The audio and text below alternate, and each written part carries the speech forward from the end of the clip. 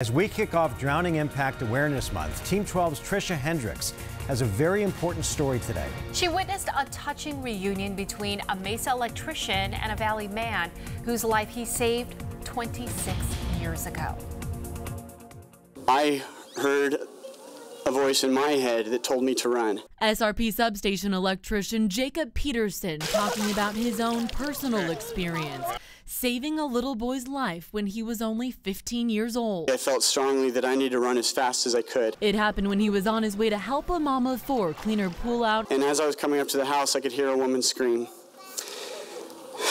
Excuse me, it's still an incredibly 26 years later, the feeling is still fresh. It brings back a lot of memories. Telling the story, I don't tell it very often. I came around the corner.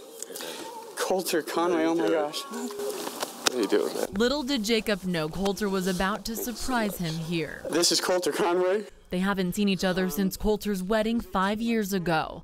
He flew in from BYU for this special reunion. I came around the corner and I saw Coulter's mom holding him, and he was completely blue and gray. She was in such a panic to call 911. Coulter, breathe, Coulter, breathe. Holding back tears, Jacob shared how he jumped into action. And I checked for a pulse and found one eventually. I started mouth-to-mouth resuscitation, and after about 6 breaths, Coulter started to gurgle a little bit. He had just learned CPR a month earlier in Boy Scouts, and following the 911 operator's instructions, he threw up about 1.5 gallons of water. Finally, Coulter started breathing and crying as paramedics arrived and took over from there.